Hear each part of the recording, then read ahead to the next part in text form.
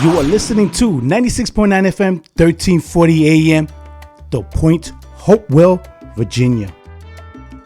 Mi gente, ya le dije a ustedes que vamos a tener tremenda entrevista con el salsero de, Puerto Rico y de Pennsylvania, el salsero Héctor Manuel. Mi gente, vamos a darle su aplauso. ¿Cómo está, Héctor?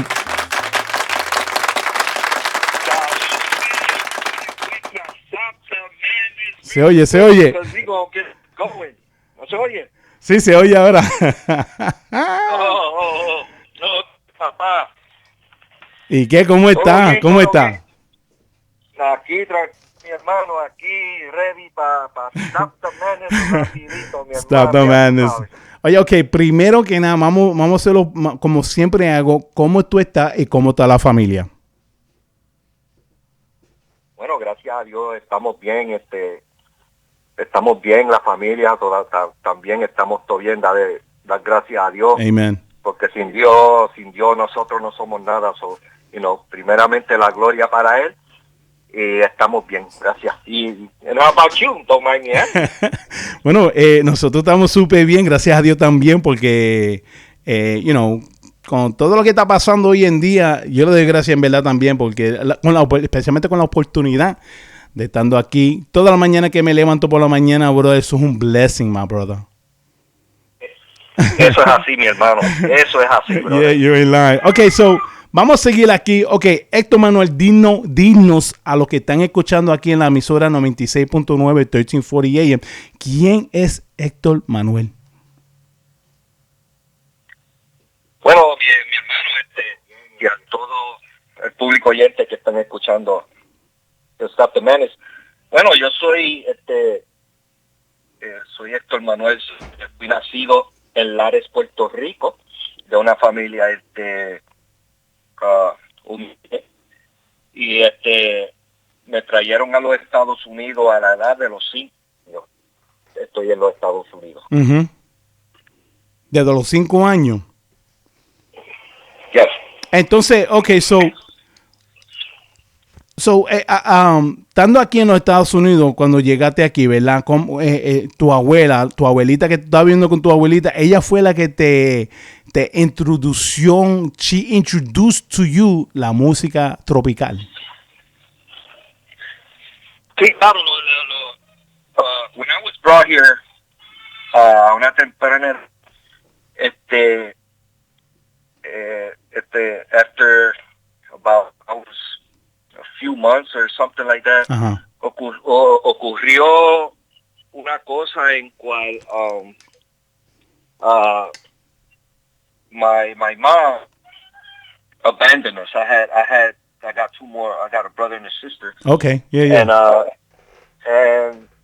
it was a time. I still remember it like right now. I was 5 years old. Of course, I remember everything. Mm-hmm. And all of a sudden she disappeared. Her and my father, I guess they had their issues. I don't know what was going on at that point. And my grandma took us in. She took me and my brother in, and my sister. Okay, yeah. And from then on, I was practically raised with her because my dad was always working, and she really ain't had much time to take care of us because, of course, he was working. So my grandma, my whole family, even though there's no artists in the family, but they were humble people, and they were always partying and hearing music, for everything they do. You know how the old school people. Yeah, the Puerto Ricans, yeah. Hasta Puerto Ricans hasta limpiando ponían música. Yeah, chacho, que sí que. So I was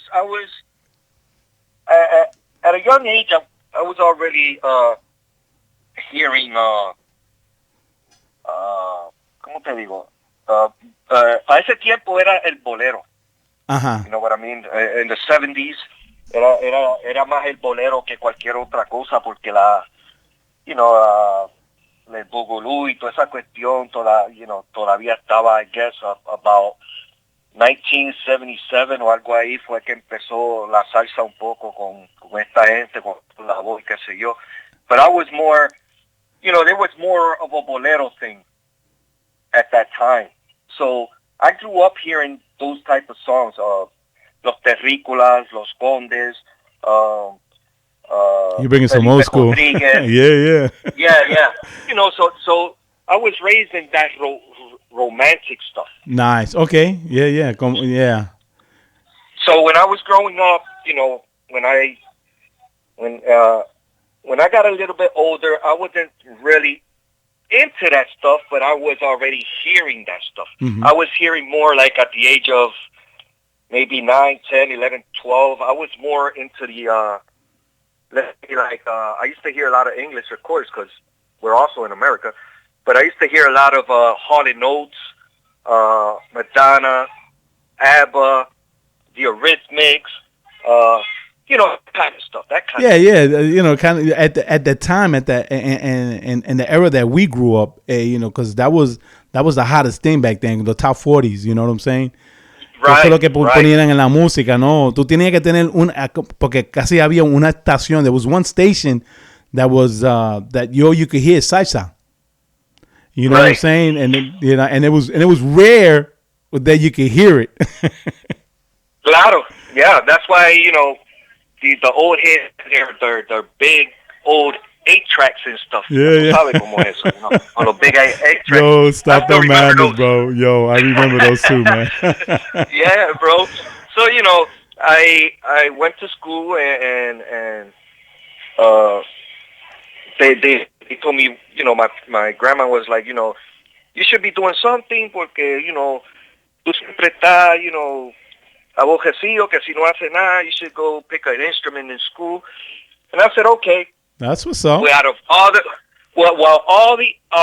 the instruments que había, yo me entojo el de más grande. I swear, bro, I was only like 8 years old or something like that. Yeah. And I was carrying around a freaking tenor saxophone, dude. Big as hell, man. It was taller than me, bro. Yo, stop the madness. So you're dragging that thing around, huh? Oh my God, bro. So dragging that big ass thing around, that thing was like I was like maybe like probably 4 feet tall or something. This thing was like already like 5'5" or something. Stop the madness. Pero entonces, ¿qué tu abuela te decía, bro? Chico, ¿qué tú haces con eso? Yeah, she actually thought I was going to hurt myself with that thing. You know what I mean? That's how big it was. Yo, stop the madness. Pero muchacho, tú puedes cargar eso para arriba y para abajo para la escuela. I'm like, whoa. I'm like, mommy, I don't know, pero Yeah, so, God bless. That's what happened. I took the saxophone for a while, but I really, it was a lot of issues and me growing up, and I did it, but I really didn't concentrate too much on doing it. Right. But I took it for a while, and while I was growing with, las cosas fueron cambiando and stuff, and then the hip hop era came. Yeah, I remember those days. And I started hearing, KRS-One, Public Enemy, and I was real deep into that because I used to like that kind of stuff. Yeah. And como todo muchacho, you know what I'm saying? I got into breakdancing. Oh, I yeah. can still do a little bit. Yeah. Not me, brother. I can still do some of it. I can't do all of it, but I still can do some of it. Yeah. Well, bless you with that, brother. Bless you with that, porque yo me imagino. And let me tell you, to tell you the truth, I think this is the first time in these interviews that the public have heard of this, because I never talked about this other stuff, of course, because sometimes it's always in a hurry and there's not enough time to say everything. Yeah. But you got tiene la primicia de esa. Stop the madness. Well, see, because and I'm gonna tell you, I'm sorry, but I'm gonna tell you that everybody has an amazing history in them. They got a beautiful story, and you going from like what you're saying, de niño buscando una manera para entretenerte, because back in the days, bro, when we grew up, we didn't have that they have today. So we had to we had to think outside of the box. You know what I'm saying? Oh my God, yeah.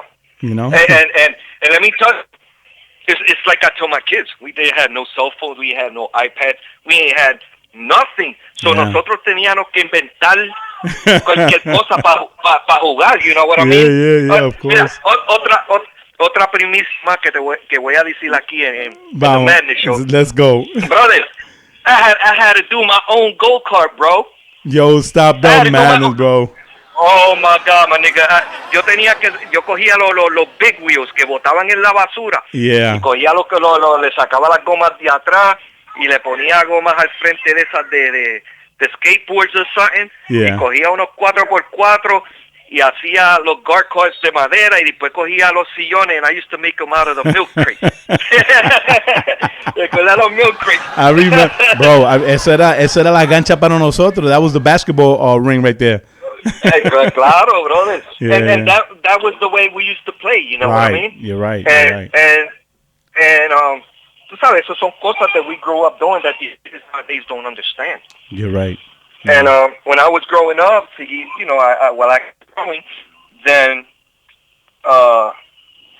you know, like the early 80s, where the merengue was hard. The merengue was getting hard. Bro, I remember big time. I'm from Jersey City, so I definitely remember that. Yeah. So entonces, you know, I used to a lot of merengues, bro, and I used to like it for the simple fact that it was easy to dance.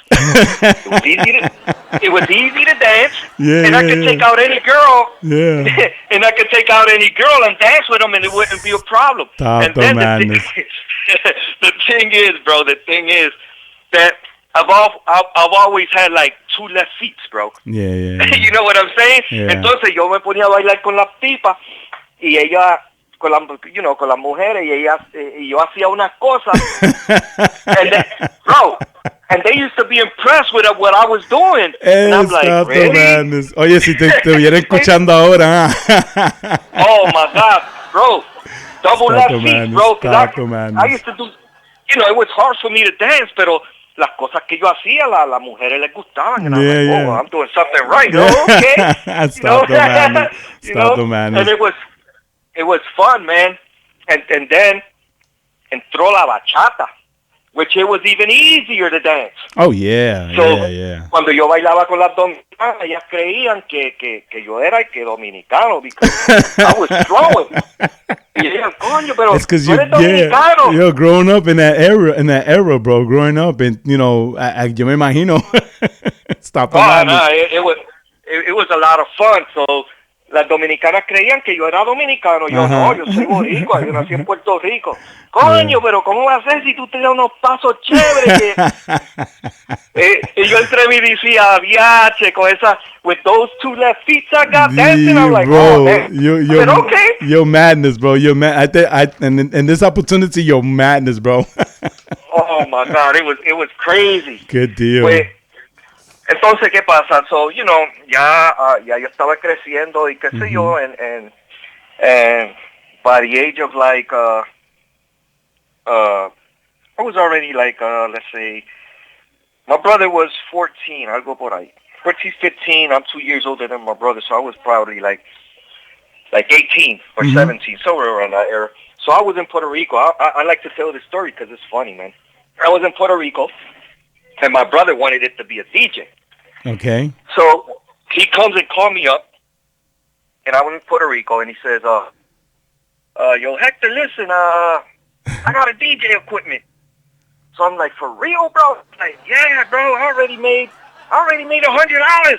Stop the madness. Holy crap. Yeah. Oh, my God, bro. But wait for this. Bro, I said, all right, bet. When I get over there, then, you know, I'll see what I can do. So we can start hustling and make some money.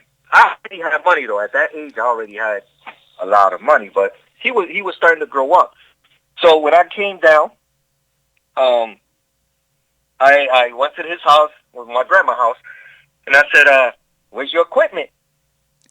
Oh my God, William, bro. When he showed me what it was, bro, I just couldn't stop laughing, my nigga. I'm like, what was it?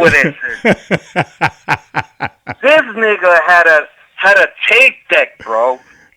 He had a tape deck No, he had one tape deck Ajá. con dos bocinitas de 8 inches, 8 pulgadas. Ajá. I said, bro, are you serious right now?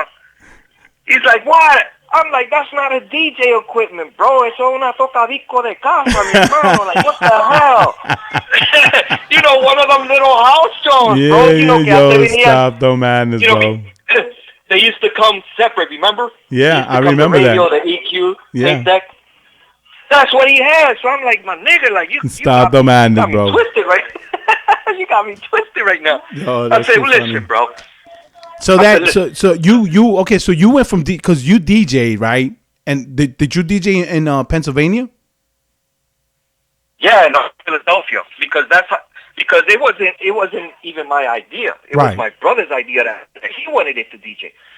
So you know, I went out and I bought him the equipment that he needed to get out and DJ, which I still have right here. It was in front of my face. I still have the equipment. You still got that old school, bro. That's old school right there, bro. The Cervin Vegas, the 18 inches with the 15-inch Cervin Vegas. Good night. I still have it here. It still works? I still have it here. Oh, like yesterday, bro. It still works like brand new, man. Stop the madness, bro. So I bought them and I helped them develop a crowd because I was the one taking them back and forth doing these house parties. So what happens? Because of him, I get into the DJ thing because he started DJing steady in clubs. They have already paid him to do steady DJing in a club. Yeah. So now he had all these customers, and they would call him to do the gigs, but he couldn't do it, of course, because he's steady now. So I said, you know what? Don't worry about it, and I'm gonna take over. Stop the So madness. that's what I did. Yeah. I started taking over the DJ thing, and I did it for a long, like the whole era of the 90s. I did it. So, you know, I did the merengue and the bachata, so that's, you know, that was what was going on at that time, lo que estaba pegado. Pero entonces cuando entraron los 90, pues ahí fue que entró la salsa. Sí, que la salsa, with the salsa romántica. Jerry Rivera. Yeah. All of them. Jerry Rivera, Johnny Rivera, with all them people. So that's when I really got into the salsa because, of course, you know, it's somewhat the same as the bolero. And I used to hear that when I was young because it's just romantic lyrics. So eso fue lo que me llamó la atención, the lyrics and then the music. I'm like, holy crap. So Hector, do you think now that you've recorded, I think you got about 6 singles that you have out, and I know you got an album out too from those singles that you've done, right? So do you think as a DJ, do you think that prepared you to understand how the music works in the music industry? Because that's, you know, going from DJing and now recording in the studio, and now it's, you know, the importance now that the salseros que están cantando necesitan el apoyo de los DJ. Yeah, right? No, claro. So do you think that prepared you? Well, to tell you the truth, in a way, yes. Okay. But at that time, it wasn't never in my agenda to be a singer. Right. You know, that was never in my plans. So, after I stopped DJing, that I wanted it something, you know, I really wanted it to change, you know, to do something else. In a way, it did prepare me because as a DJ, I've heard so many rhythms. Yeah. That, you know, now when I want to make something, I know what I want. You know, and even though I didn't went to school for sing, well, I did took singing classes a little or something like that. But what I'm talking about is even though, like, you got singers that really went to school to do this or whatever it was. Yeah. For some reason, like, I've heard so much of it that when I started recording, I knew when to come in and when not to come in. You know what I mean? I knew that when está soñando, I know when to come in and not to come in automatically. Because the DJ thing prepares me. I've heard so much stuff that it prepared me. So all of a sudden, like, let's say que yo estoy soñando y va para el mambo, and the horn starts. Yeah. I already know stop singing because it's going to go into the instrumental part. Right. And when then when the trombone does something weird that is going to be over, then okay, after this little piece, now you can come in. So it's a lot of things that the DJ thing did prepare me for. Yeah, because that as a DJ, you have to have that. You have to know your music. One, you have to know the flow and the beat and how everything comes together as a DJ in order for you to keep the floor moving and dancing.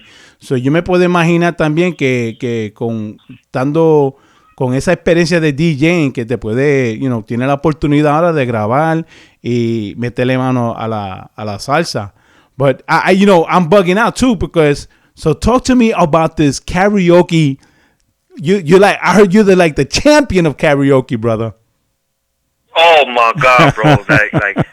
like, let me tell you, bro. De nacimiento, yo soy una persona tímida, brother. Mm-hmm. I'm a very shy dude, bro. Like, don't stop in your karaoke, bro. Listen, so I wanted always to do something else, and all of this started, like I said, I never had it in my agenda to do this. Uh-huh. So all of this started because me and some friends, we were together, and we were hanging out and playing pool.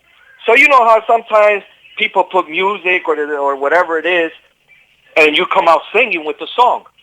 So that's what I was doing. Let's say Héctor Lavoe song came out, y yo me ponía a cantar la canción de Héctor Lavoe. A Gilberto, pues yo me ponía a cantar. So, that would happen, and I would come out singing, and my friends would be like, bro, you sound good, man, porque tú no te metes a cantante. Yo le dije, bro, come on, man, stop playing, bro. I can't sing for crap. Yo le decía, not even in the bathroom, bro, I can sing, bro. Ahí te le dice, stop the madness. Yeah, bro, I'm like, you gotta be kidding me. But then they were like, don't you hear yourself, bro? I said, bro, come on. So they kept going at it and kept going at it. So, of course, I had my equipment, my DJ equipment. Right. So I had a microphone or whatever. And I would try to imitate like a piece of Jerry Rivera song or like some type of melody. I would try to imitate. So I would do it and it would come out. Y yo decía, oh, wait a minute. Oh, my God. Did I just do that? That sounded nice. So I kept doing it like with different artists to see where was my limit or to see what I can do or whatever it was. And every time my friends, I would hang out with them, they'll keep going at it. So I said, you know what? I said, let me try this.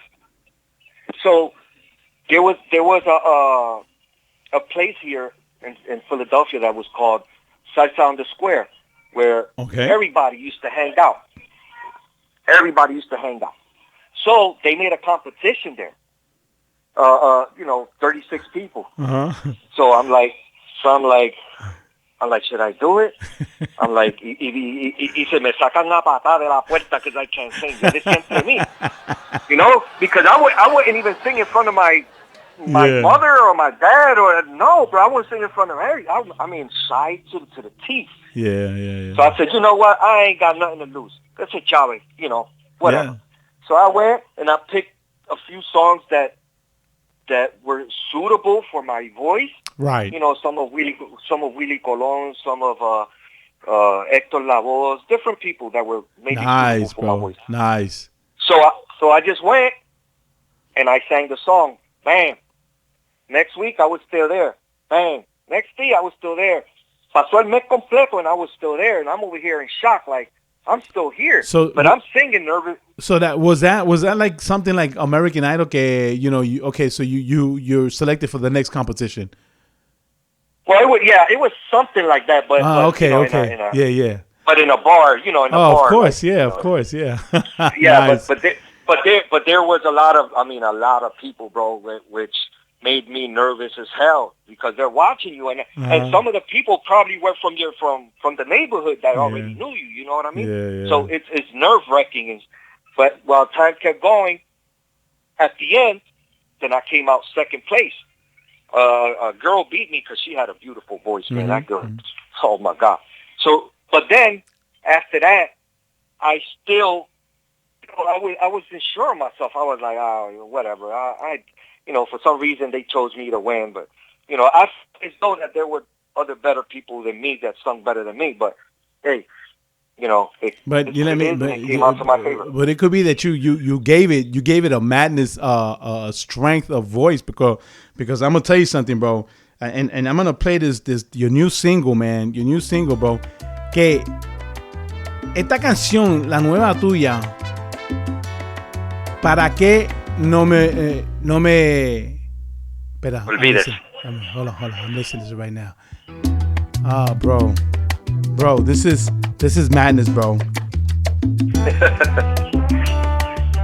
Bro, I'm playing it right now so the people can hear your new single, bro. Para que no me olvide, bro. This is, I love this part right here.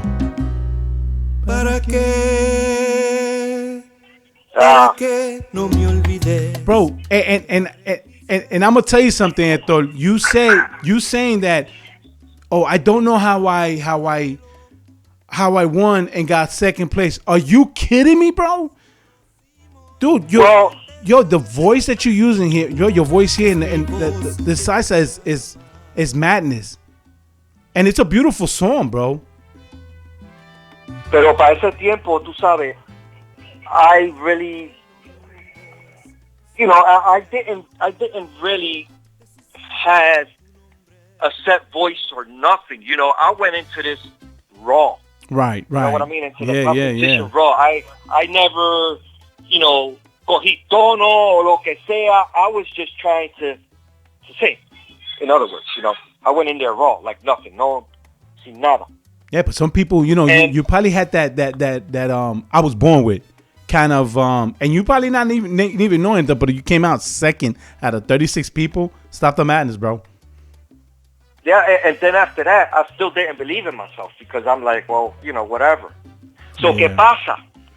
I go and listen to the radio, Mega over here. La Mega, yeah. So, I think that was, so they had another competition. Stop the madness. Whoever wins, they would go see certain artists that were coming like to Atlantic City or stuff like that. Yeah. And hear me, bro, William. I'll tell you, I've called, radio stations hundreds of times, y a mí nunca me han cogido el teléfono, bro. Nunca. For some reason, this time I called, and they grabbed the freaking phone. Yo, stop the madness, bro. Holy crap. Yeah, I'm like, holy crap, they picked up the phone. So I said, okay. So he picked up the phone. He explained to me that there was going to be 3 people, me and 2 more, singing a cappella. And there were going to be people calling the radio station. And they were going to be the ones, saying who wins. It had to be a person had to vote for you 3 times. You had to get 3 points. If you get the 3 points first, then you win. So I said, okay, pues vengo yo, aquella canta la canción de ella, aquel canta la canción de ella, y yo vengo y canto la canción mía a capela. And I was singing Alejate de mí, de Héctor Lavoe. So, at 30 seconds. So yo vine, and I was on clave, pero bien heavy. Alejate de mí, no quiero verte. Tu amor es una falsa que lastima. And I hear the boy in the back saying, whoa, is this guy a singer? Do you hear this boy? He's singing a cappella y está en clave like if he's singing with a background music. Stop the madness, bro. Yeah. So I'm like, okay, everything finished. So vinieron y le dieron punto a aquel, le dieron punto a aquella. Entonces le dieron un punto al otro y un punto a la otra. Then I said, you know what? I'm done. I'm about to hang up. I ain't win this one. Bro, all of a sudden, the other 3 that gave the points, all the 3 points were for me, bro. I said, nah, this did not just happen. Stop the madness, bro. Stop the madness. Oh, my God, bro. I said, imagine. this did not just happen. And because of that, I went to see Mark Anthony, VIP, front line. Yo, what? I said, what the hell? I said, I still couldn't believe it. I'm at the concert, bro, and I still couldn't believe it. I still had doubts in myself. Yeah. So I did it like, I called the radio station again because this happened like for a few months. So I got there like 4 or 5 times again, and they picked up the phone every time I called. So, I won all these times. I went to see a Gran free, Chayanne free, Luis Miguel free. Yo, stop the madness. And mírate ahora. Six singles today, bro. From today, 6 singles, of course, with the one album that you have, bro. And it's a beautiful story. So listen, we ain't got that much time, but there's one more thing that I did because I love talking, and I can see you love talking too, bro. Because aquí no quedamos, forget about it, bro. But what I want from you, what I need from you, so you can give us the audience. Because it seems you already got a lot of Stop the Madness episodes, bro. It's just mind blowing. I could imagine the stories, bro. And I'm still not done, believe me. I know, right? I could have just imagined, pero aquí no tenemos mucho tiempo aquí en la emisora, pero give us a Stop the Madness episode that you could say, wow, man, I can't believe that. I mean, really, you gave us so many of them. Stop the Madness. Yo, so give us one that we could bug out and just laugh our butts off over here, bro. Oh my God, una anécdota. Yeah. I mean, whether recording in the studio or en la tarima performing. Well, I'm not gonna say the name, but I mean, I used to travel with a friend of mine, a singer, a lot. And he used to fall asleep behind the wheel, so that's why I used to go with him to places to make sure he was okay or whatever and stuff.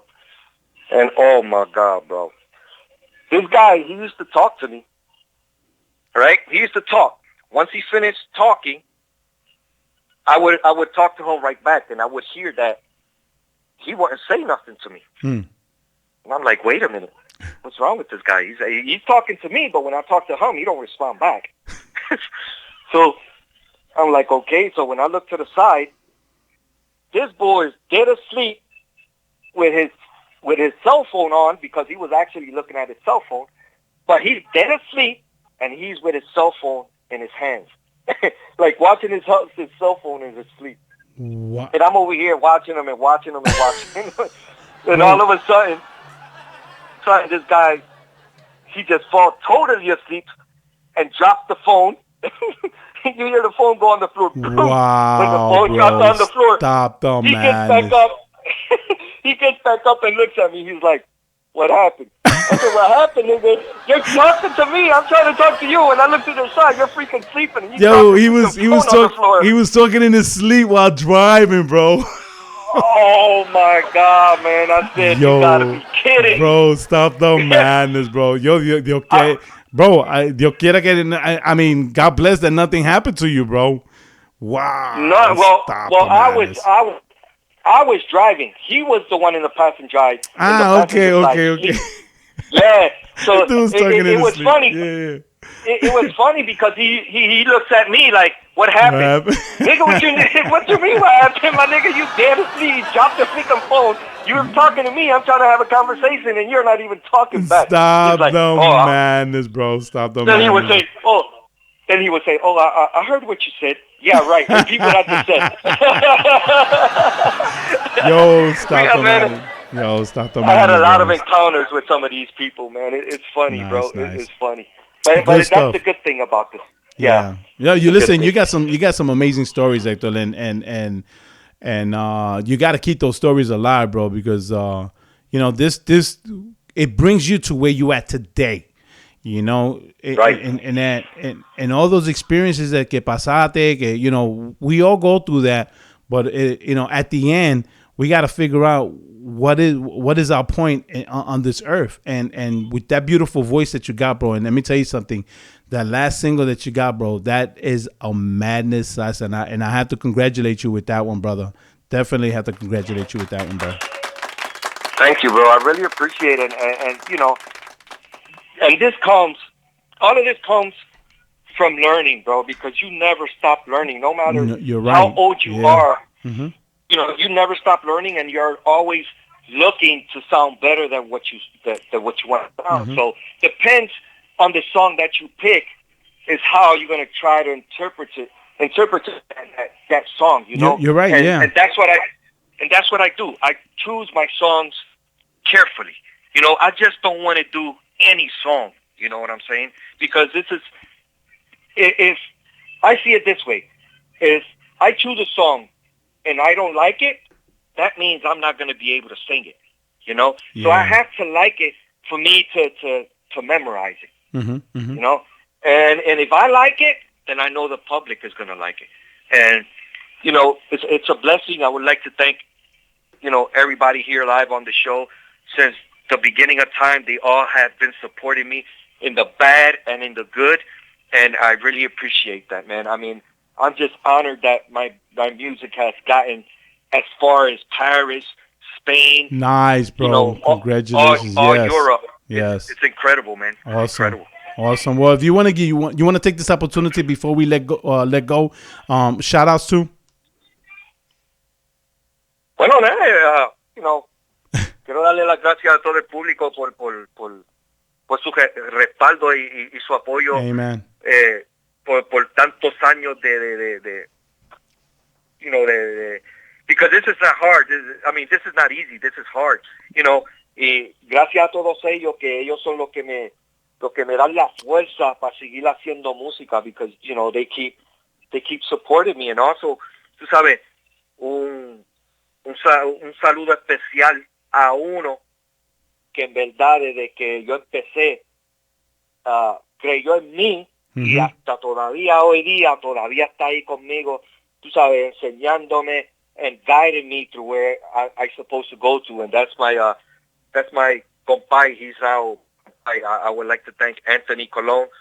I'm pretty sure you know who he is. All right, yeah, good stuff, man. Yeah, well, good man. Yeah, awesome. And he's bro. been guiding me all these years, so Nice. I wanna send a special thank you and shout out to him. Good stuff. Está bien, entonces. Well, listen, Héctor, miles de gracias. Thank you so much for this opportunity, brother. Y que Dios te bendiga, brother, y que te sigue blessing you with that beautiful voice and that energy that you have, bro. Y sigue la salsa romántica, bro, because that's a madness salsa. That the recent one that you just got is crazy, bro. Thank you so much. Y cuídate and que te cuide tú y tu familia, papi. Thank you. Gracias a ti, mi hermano, por la oportunidad to be on your show, my brother. I'm very honored, for real, from the bottom of my heart. I'm very honored. Thank you. Thank you for inviting me to your show. And, God bless you also. God bless your family. And God keep giving you the strength to do what you're doing, because we need guys like you to keep playing our music. Amen. Thank you so much. I appreciate it, bro. Cuídate mucho, Héctor. And then we'll stay in touch, brother. Likely, claro, un fuerte abrazo. And well, I'm here to I'm here to hear you out on whatever you want me to do, man. You got it, brother. Y gracias. Cuídate mucho, Héctor. Okay, igual, papá.